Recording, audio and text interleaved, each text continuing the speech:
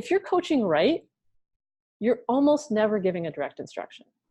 Unless it's like a form cue, head up, that sort of thing. But like in terms of the action planning, ideally we want the client to generate their own ideas in some way. I mean, we might give them a little boost, but we want them to take ownership of what they're going to do, because that's what's going to drive them to take action. Hi, this is Sean Greeley, and welcome to the Secrets to Their Fitness Business Success podcast, where industry leaders share their secrets, strategies, and step-by-step systems to turn your fitness passion into a highly profitable business.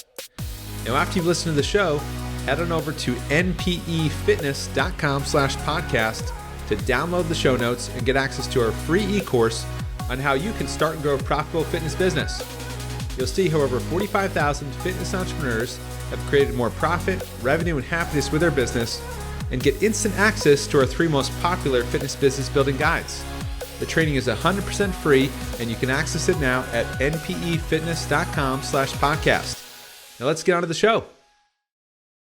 All right, coming to you from Los Angeles, this is the Secrets to Their Fitness Business Success podcast. I'm your host, Sean Greeley, founder and CEO of NPE, and this is episode number 3, the difference between a good coach and a great coach, and how to unlock lasting transformation for your clients and go from good to great in the skill of coaching. I'm extremely excited for this interview with Dr. Krista Scott-Dixon, Director of Curriculum at Precision Nutrition, because if you ever felt like you know what your clients should be doing, but they just aren't listening to what you have to say, then the gap lies in your coaching skills. Listen, having the knowledge about a subject matter and actually coaching humans to change their behavior and get different results are 2 very different things. And Krista and other leaders at PN have built an incredible model for leading change that I believe every coach in the world needs to have in their toolbox today. You're going to learn a ton in this episode, so be sure to take notes and let's jump in. Okay, welcome to Secrets to Their Success podcast. Excited to be here today with Krista Scott-Dixon. Krista she's called the intellectual powerhouse. I think that's a very well-deserved title. She is a PhD from Toronto. She's got over 20 years experience in education, program design, curriculum, coursework, coaching, counseling, and really she's one of the head architects behind PN's level 1, level 2 certification for the past 10 plus years. She has, directly through her work transformed not only thousands and thousands of coaches, but millions of people's lives through the work she's done in creating processes and structure that lead change. So I'm super excited to have Krista here today. She is a wealth of knowledge around coaching and around leading transformational change. And Krista, thank you for being here today. Oh, my pleasure. Thanks for having me. Awesome. So we've got a packed show, packed questions. We're going to struggle to get through everything we can, but I've got a lot to get into today that's going to be really valuable for everybody out there listening. And the first is really talking about some of the major lessons learned at PN from, when you guys, began in 2008 to now. You've had a tremendous journey. And I know in some of their show prep, we talked about, early on, you thought your work was around teaching nutrition. And quickly you really realized that didn't matter. It didn't matter what people know. It matters what they do. And really your work became about leading coaching and teaching how to coach. And the lessons you've learned not just apply to nutrition coaching, but really to leading anyone through change. We've got just some great lessons and content to share. And I'd love for you to just kind of tell us about your journey through that process, because I know it's been a big one. Yeah. And I think even calling it like teaching about nutrition, I think even that is a little bit too generous, because in retrospect, if I look back, we were kind of telling people about nutrition, I think in a way that was, I don't want to say it was deserved, but I think that many of us felt like we had earned the credentials or the legitimacy or the knowledge to be able to tell people about nutrition. So even though why shouldn't you? You have a PhD, you've spent, long time in school, you know what you're talking about, right? Come on. Totally, exactly. And we had RDs, we had PhDs, we had people who'd really put in the reps, so to speak, and been in the labs and done the work. And so we felt like, we're coming from a place of authority and you should trust us and you should listen to us. And so I feel like that's not wrong, but that's not exactly how human beings work, right? There needs to be an ongoing process of relationship building and other things that happen beforehand. So when we first started off, 2007, 2008 was when I came on, we conceptualized our job as we're going to tell you some stuff, and we might have put it into a nicely understandable format, things that are actionable and stuff like that. But primarily it's a top-down information delivery. You come to us with a goal, we'll tell you how to get to that goal, we'll give you some tools, we'll help you progress, and awesome, then we'll be done, right? And over time, we started getting a little bit frustrated sometimes because people wouldn't take our advice, or they would question it, or why am I doing this? Why should I take fish oil? Why should I do this? And our initial response was defensive, like, how come you don't believe us? We're the experts. And then we came to appreciate that, although we had started off really well with like a habit-based paradigm, with really helping people put things into action in their daily lives, we hadn't really considered the component of human motivation, and what actually moves people through a change process. And one big component of that, which is certainly relevant to coaching and business, is relationships. We started thinking about how do we build relationships more effectively, and how do we walk with people in the process of change rather than push them from behind. There's a great term in solution-focused therapy called leading from behind. And the image that they use is like, when you're guiding someone across the street, like, the proverbial little old lady or whatever, like you're a little kid, right? You take their elbow and you guide them. And so, but you're walking beside them and you're guiding them a little bit, but mostly they're going on their own steam. And I think that's much more of a metaphor for how we do things now in 2019. It's much more about exploration, experimentation, try this, gather data, notice what works, start to build your action plan from the evidence that you gather from your own experience in your own life. So in the end, I'm not telling you what to do. You emerge with an action plan for yourself. So that's sort of like the big picture of how, the trajectory that we've been on over the last several years. Awesome. And tell me kind of how you define that, what coaching means today. How do you guys define coaching? One of our shorthands for it is, it's like a tour guide for a place where you already live. I don't know if you ever had this experience, like a friend comes to town and you think, oh gosh, how do I entertain them? And you think, oh, I'll try that new restaurant, or I'll go and see that tourist attraction that I haven't really ever seen, even though I've been living here for 20 years. And it's like you go and you look at the place with fresh eyes. It's like that. You've already been living in this space or this place you call your body, or your life or whatever, but someone somehow helps you look at it with fresh eyes, or a fresh perspective, or just a different angle on things, a way of doing things. Yeah. Awesome. I love that metaphor. I know you talk a lot about, showing up mentally, physically, emotionally, and really giving process, and all that's part of that, right? It's all inclusive really of that journey. Mm-hmm. Yeah, exactly. And we really like to have a multidimensional conception of what health involves, right? Because I think if you've ever gone through this, many of us have gone through a process of getting an amazing physical shape, or, competing at a very high level of physical performance, but experiencing problems with our mental health, with our emotions, with our relationships, with, what's around us. Maybe we dropped other activities to focus on this. Maybe we were doing it without a sense of meaning or purpose. So in some other dimension of life, we've become out of balance.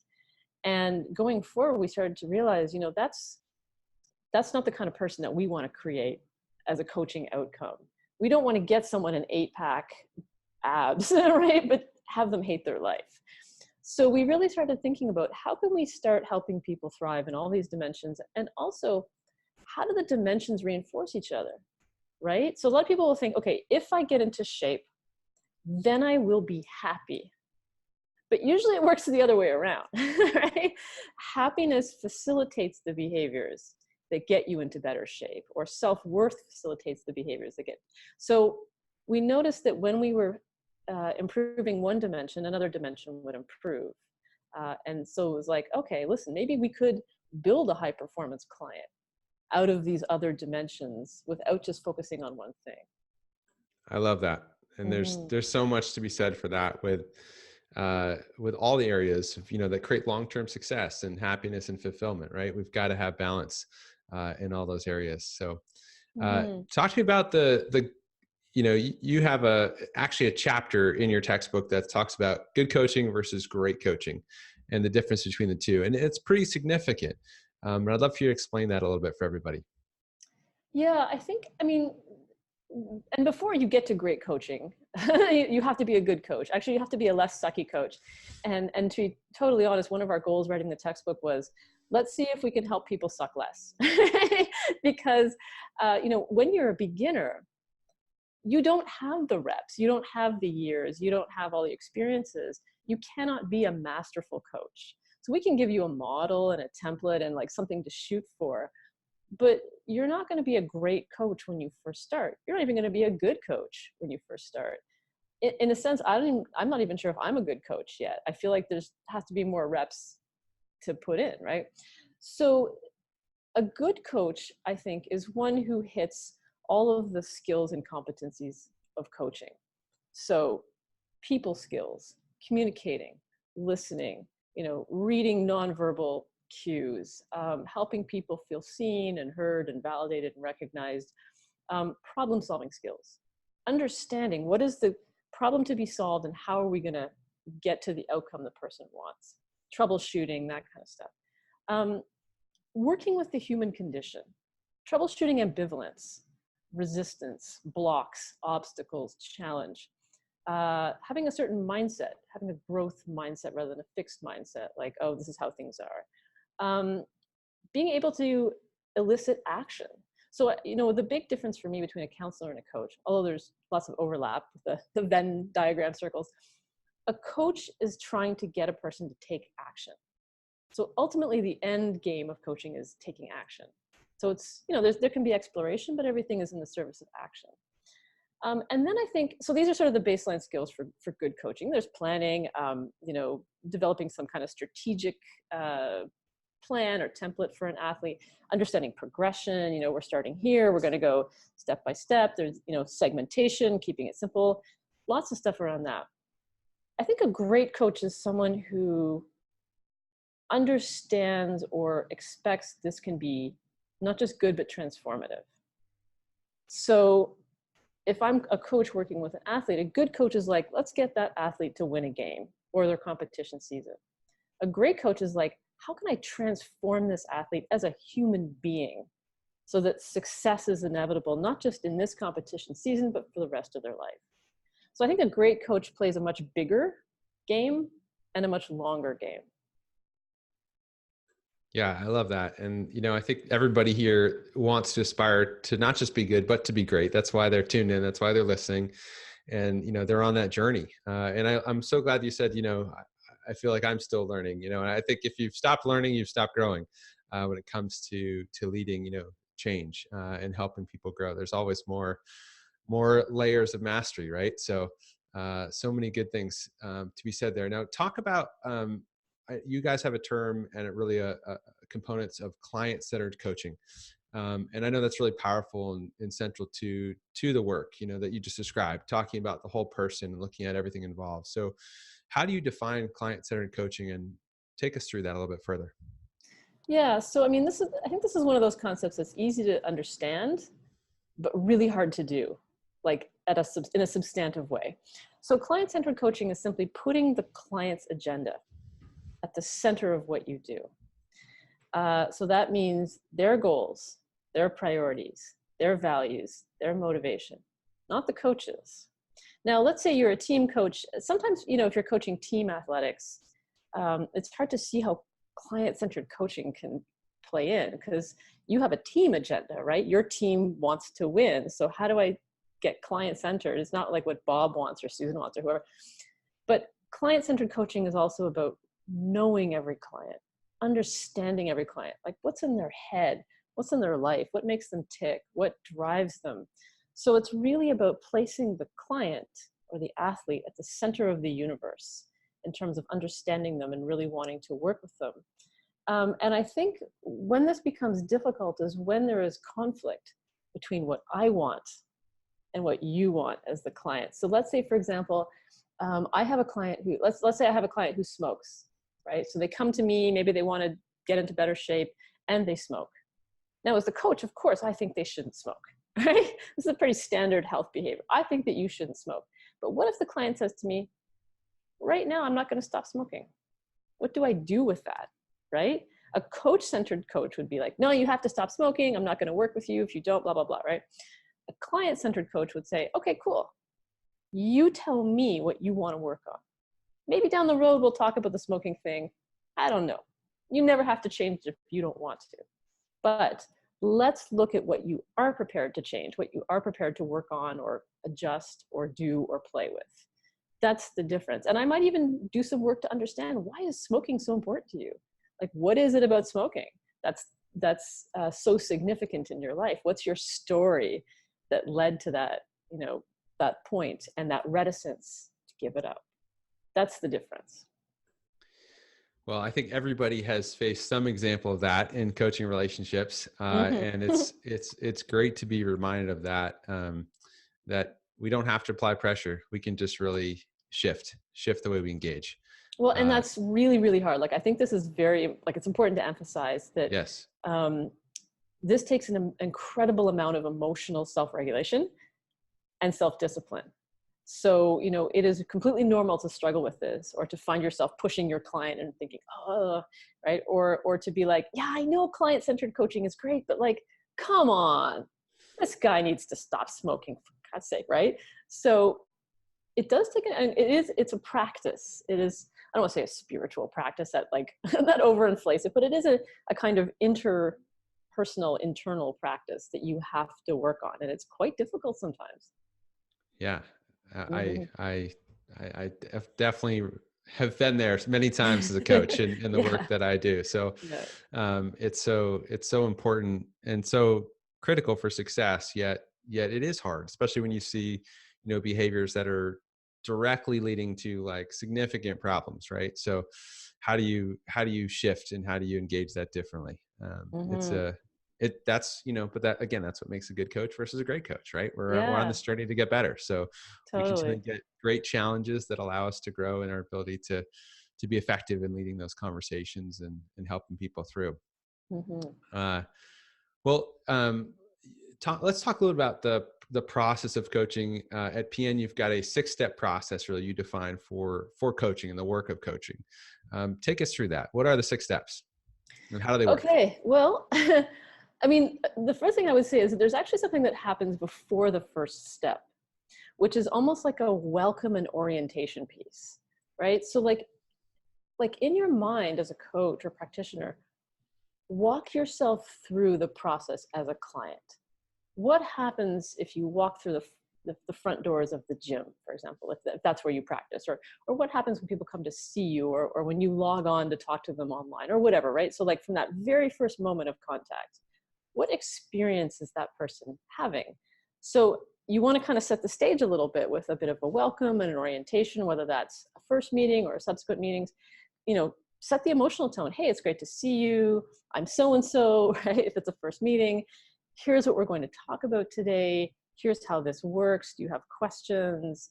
There's kind of like a setting of the stage. Yes. That happens. And so that's sort of the pre-framing. The pre-framing. Yeah, exactly. Step 0, right? So then step 1 is some kind of assessment. So if it's a new client, you're probably doing like some kind of initial assessment. If it's an ongoing client, maybe you're monitoring progress, but it's in some way you're collecting information and data. And it can be informal. How's it going? How did last week go? It can be very unstructured. Or it can be more structured. Let's work through an assessment form. Let's go through a checklist. Let's get on the scale or test your bench press or whatever. So that's step 1. Step 2 is really trying to understand this data that you're collecting in context. So, okay, I just gathered a bunch of data and information. What does it mean? What's my client's story? Like, who are they as a person? What are they experiencing right now? So we move from just knowing stuff to really trying to understand it, to put all the pieces together into a coherent, picture in a puzzle about who they are as people. And then based on that, we strategize and plan together.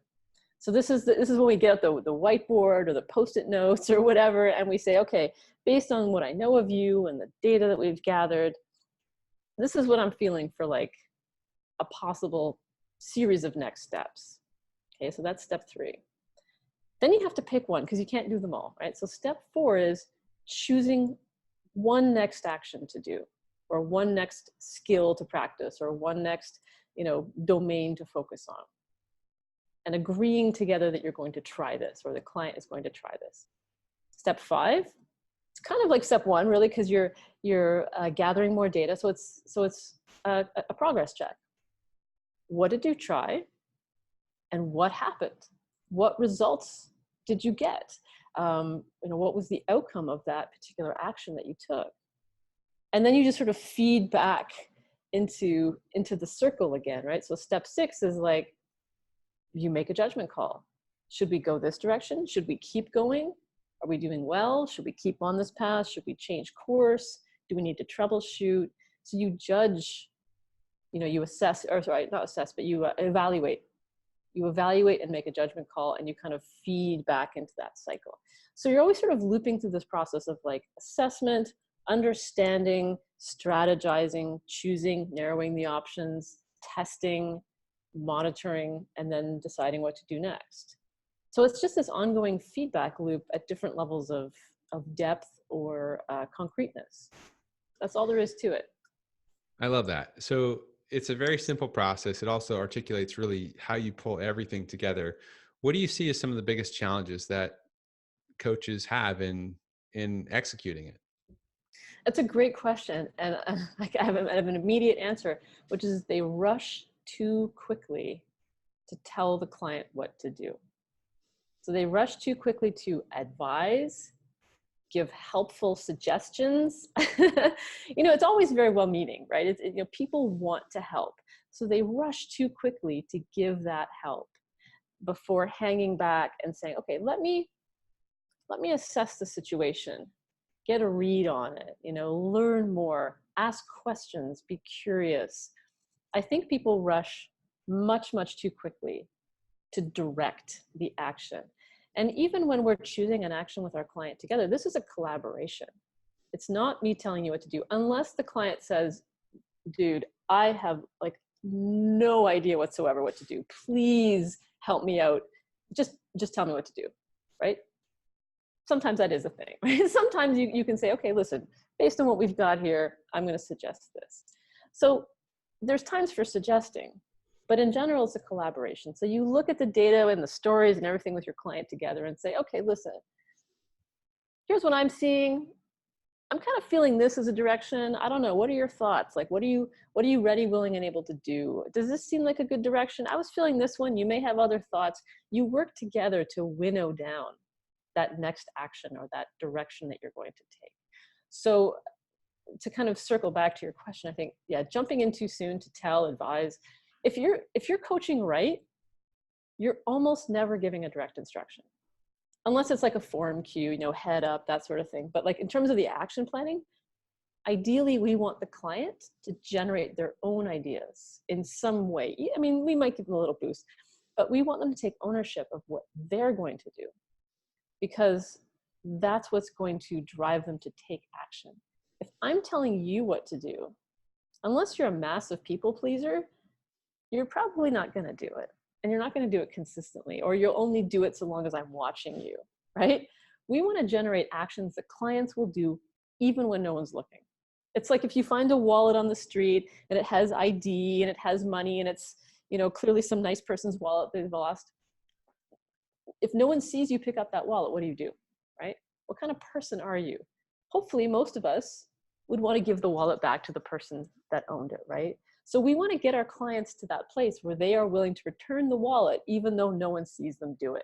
So that they're doing the actions they need to do without us pushing, telling, lecturing, directing, any of that stuff. Does that make sense?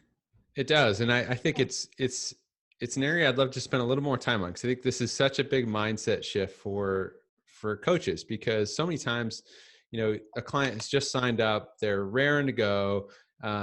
Just tell me what to do. Just tell me what to do. And the coach feels like, well, my value is in telling them what to do. And I got to tell them what to do. And I got to write a program, and I give them a prescription, and I got to lay out the protocol and then get them doing it because, they're ready to go. And now it's my job to deliver. And as you said, we rush because we don't want to, be the one dragging our client behind. They're hungry and driven and showing up. No one is hotter than when they first signed up, right, to start a new program. And we think that, okay, we've got to match their pace of enthusiasm, and we got to go right to it. But oftentimes slowing people down is the much more important job, to create this mindset around how we're going to work through this over a longer period of time, not about what we're going to do just this week. It's really about how we're going to work together to create transformative change over a longer cycle. But I'd Yes, love and to, yeah. like there's a coach friend of mine who puts sled pushes into most of his clients' programs, especially in the beginning. Sled pushes or sled pulls, if they can do them. Because that is something that makes you feel like you work really hard. Like you get done a sled push and you're like, yes, I did that. You feel like a badass, right? Now that might be like 5 minutes of time in your program. He can do a bunch of rehab stuff around that. But when you finish with a sled push, that's what you remember. And you walk away thinking like, yes, I am working towards my goals. So on the one hand, yes, we do want to slow them down and, kind of get them going in a more systematic way. But we also need to have little things in our back pockets that will give them the feeling of keeping that momentum without harming themselves, right? Because most people can safely sled push or pull. So they'll feel like they had a great workout, but they don't need to have the athletic competence or the fitness level necessarily to execute more complex and difficult movements. So we need something like that in our coaching back pocket. One of the ones for me is eating slowly without distractions. And so if I have a hotshot client come to me and they're like, I really want to lose weight right away, I'll be like, listen, I got a secret for you. Okay, it's going to sound easy, but I dare you to try it for a week and come back. Eat slowly, no distractions. That's the game. And they're like, it sounds crazy. I'm like, try me. Text me on the first day. Let me know how it goes. And that becomes the sled pushing because they're like, wow, this is really hard. But they also notice results from it. So it's good to have little coaching tricks in your back pocket that give people the feeling of doing something right away. Whether it's a little make work project or whether it's something more substantial, it's, we have our little tricks and tactics too. I love it. Yeah. That's such a great one. And I can remember, I remember that one. I know that one, especially for someone who's, business owners and coaches that are busy coaching, working on their business, managing a lot of pieces, even just for us to remember that all the time, to slow down, chew your food, don't be doing other things while you're eating. It's just so important to be reminded of. So it's such a great habit. Especially when you frame it as a challenge, right? Like it becomes like one of those magic tricks where it's like, try to do the simple thing and you can't. And you're like, oh my God, it's like the Chinese finger trap, right? Where you're like trying to get your fingers out. You're like, oh my God, that's amazing. So it gives them that sense of wonder as well, I think, which is kind of fun. Awesome. So an area that you and I have spent some time speaking about is really, at PN, you guys are committed to leading change in the work you do through coaches being the vehicle, to lead change, and through the skills of coaching, education, and obviously nutrition habits. At MPE, it's really, similar. We're here to lead change. We know that we've got to help coaches and business owners grow in their skill sets, acumen, strategy, systems, tools to be more effective in leading their business and leading all the aspects that support that in our methodology. And especially with early stage coaches, you and I have talked a lot about how people think actually the skills of running your business are completely different from the skills of actually coaching clients. And they are different skill sets, right? But they are also more aligned than they're not. But a lot of people just have a lot of, they're very comfortable studying education and talking about, changing habits. But when you go to, let's talk to someone you don't know yet, or let's talk about how we, lead a commitment to your program and to someone's goals in your program, and these different skills that are required to be effective in new client acquisition and other aspects of really leadership. It's all leadership in many ways. People just freeze up and they really, they're uncomfortable in those domains. So I'd love for you to speak that a bit. Well, yeah, let's go back to our 6-step coaching process, right? Assessment and data gathering. That can be,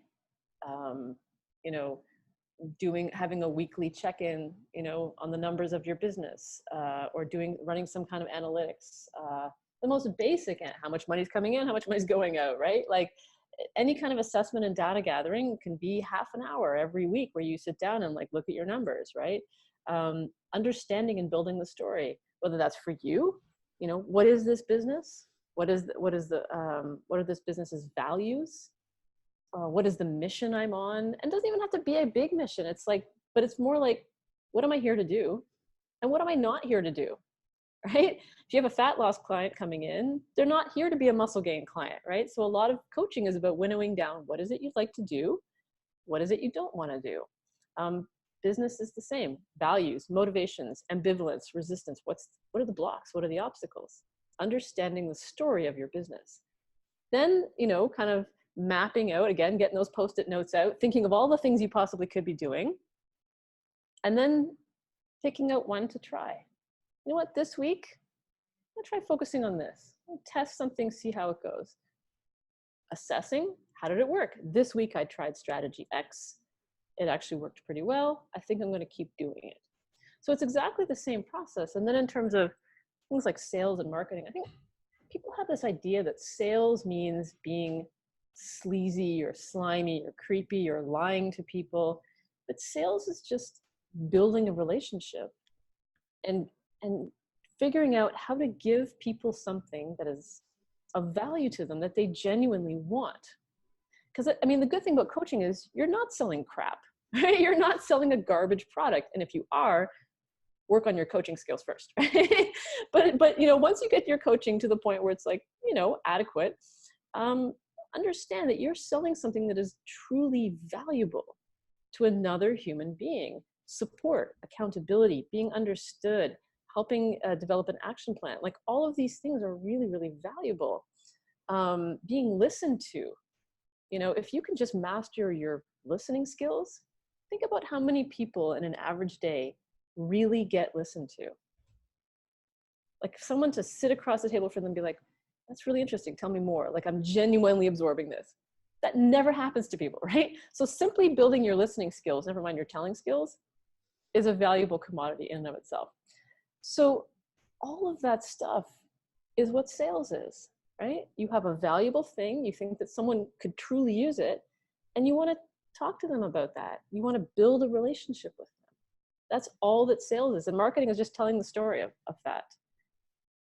When you frame it like that, it sounds way different, right? Hopefully you believe in your own product. If you don't, maybe consider another line of work. But hopefully, you don't have to be 100% confident. I think most coaches are not 100% confident. I think that's a good thing. I think it keeps us humble, keeps us modest, keeps us a little bit sharp, right? But on some level, you have to believe in what you do and believe in your ability to create a helping relationship with another human being that needs it. That's what you're doing as a coach, right? Gosh, I feel like selling that to someone. Right? Yeah. Yeah. And I know we talked about as well, in some of our prep, we talked about, look, where do people show up when they first sign up? No one signs up for coaching because everything's going great in their life. They show up when they're in some type of crisis or challenge. And, that oftentimes just listening to them is one of the most important things they need right there to start to support them on their journey. So I'd love for you to talk to that a little bit further.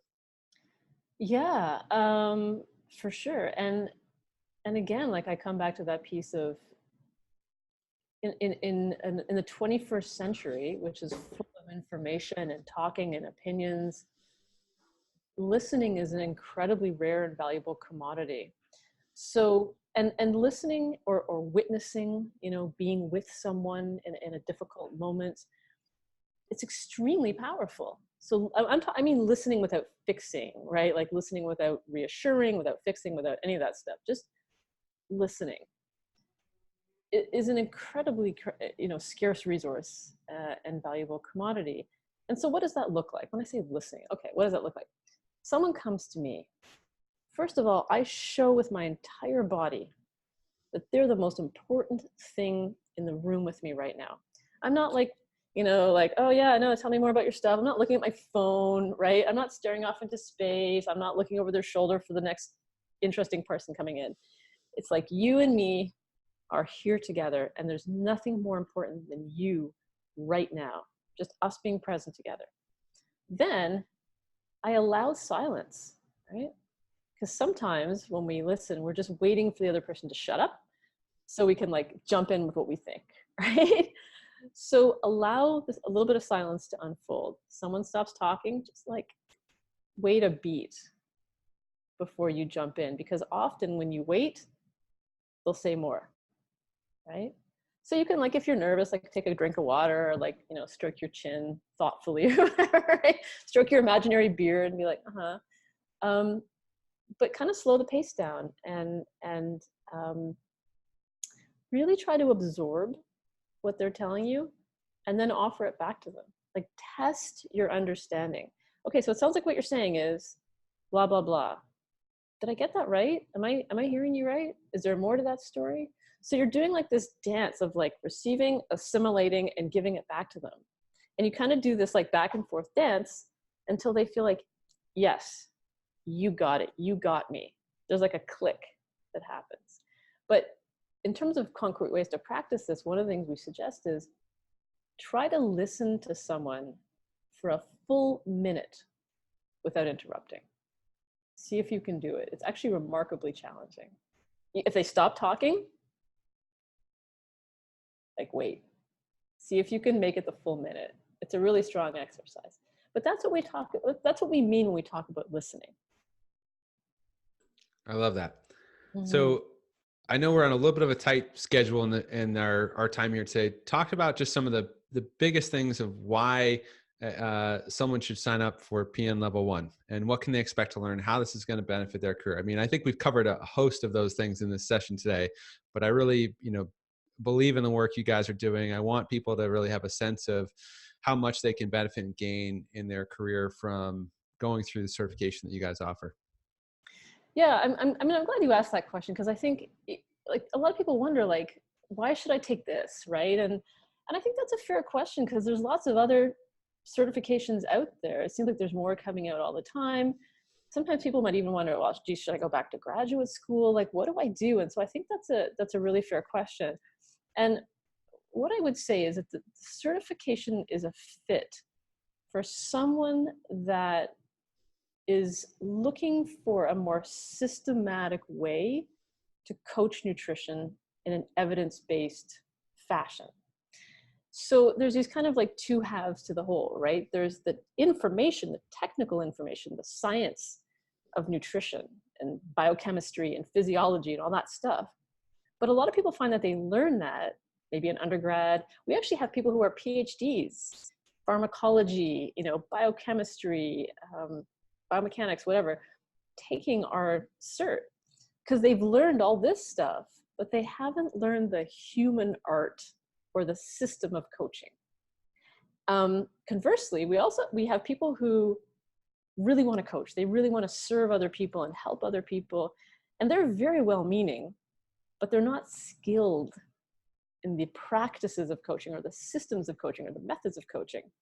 So they're getting frustrated. And also they feel like, oh, I'm not technical enough. I don't know enough about the science. So like generally people start from one or two of these positions and feel like I'm missing the other half.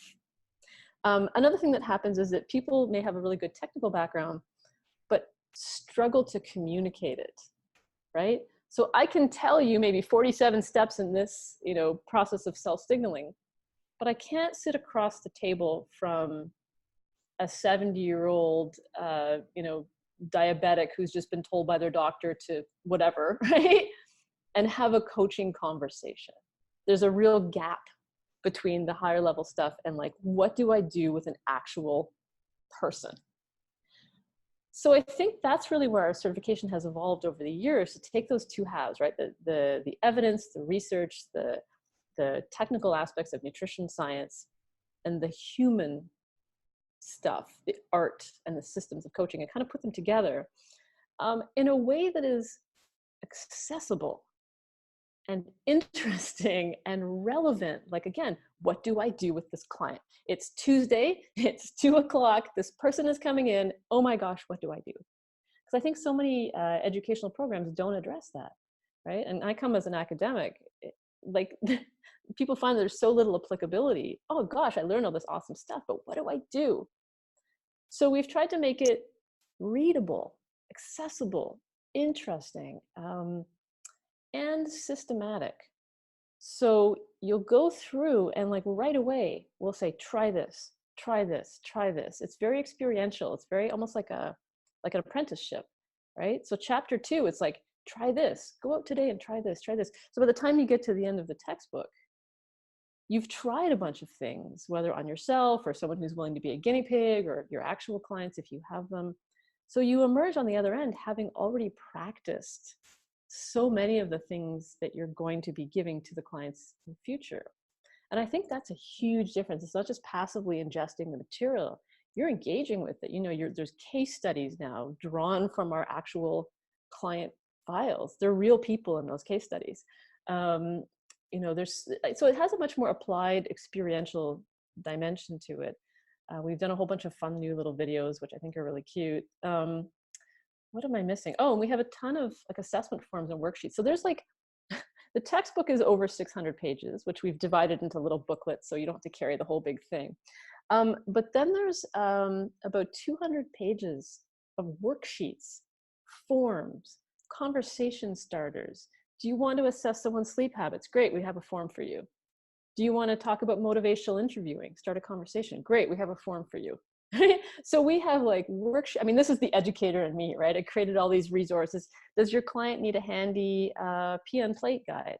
Cool, photocopy this and give it to them. So it's kind of like almost like this one-stop shop. Yeah. Everything you're going to need to know to be a nutrition coach, boom. Coach's toolbox. Coach's toolbox, and you'll enjoy it while you do it. It's not dry. We tried to make the writing interesting, the visuals interesting. It's beautiful. It's beautifully designed. It's just an awesome thing that's going to get you where you want to go in your professional development. And it's open to anyone, right? Whether you're a hobbyist, someone who just wants to learn, you're just starting out, you're more experienced, you're advanced, you're someone who wants to change careers. It's open for everyone.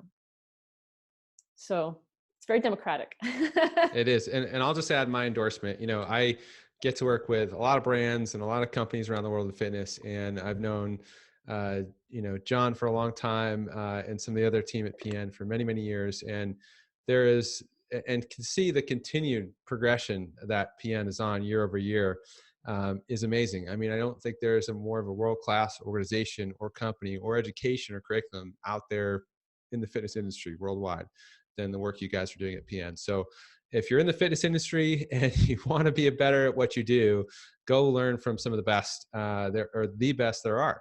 And I think you guys continue to push the envelope on that. So encourage everybody to check it out. precisionnutrition.com. You can find the upcoming level 1 cert. We'll have some links in the show notes for everybody as well.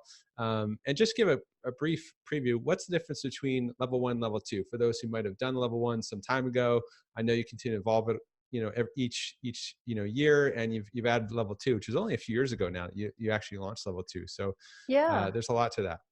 Yeah, level 2 is much more like a graduate seminar. So it's a 1-year program and you check in every single day. So it's much more like our PN coaching program where people do lessons and habits, you know, practices every single day for a year. It's the same thing, but for a coach. So again, as a coach, there are certain practices and skills that we all need to work on, like listening, right? Like assessment, but we don't always practice those things because we're like, oh, I already know how to listen. Well, do you? Right? So it's a very practice-based program that focuses on some technical aspects of coaching, like higher level topics in nutritional science, like food intolerances or hormones, whatever. But it also takes you through specific skill building for coaching.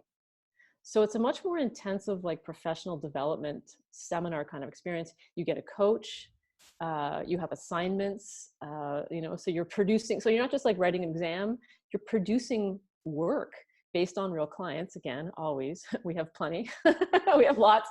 And then you're getting feedback and guidance from one of our top coaches who is assigned to you as your coach. So there's like a kind of a direct mentorship happening and a daily cadence of learning.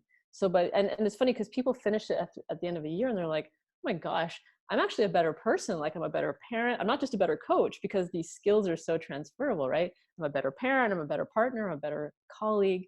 So that's really the difference. So level 1 is much more like, I would say, either an undergraduate course or like an early master's level course, whereas level 2 is much more like a higher graduate level or intense professional development course. So they go together really nicely, though. They go together. And once you have one, you're going to want the next one. So of course. Check it out. All right. Awesome. Well, thank you so much. Any final words of wisdom, tips you'd share for young coaches and established coaches out there today? I guess I would say to be compassionate and curious with yourself, and understand mastery takes time, and there's a lot of reps. And just because you're a nice person and mean well and want to help doesn't make you a great coach, and that's okay. Right? I still feel like every day I'm learning, and maybe when I'm 100, I don't know if I'm going to feel like a good coach then either. But coaching mastery takes time and deliberate practice and lots of reps. So if you're starting out or you're changing careers, even if you're advanced and you feel like you're struggling, understand that you can get better no matter what, but it probably takes a lot longer than you think. And that's okay, right? It's a lifetime vocation if you want it to be.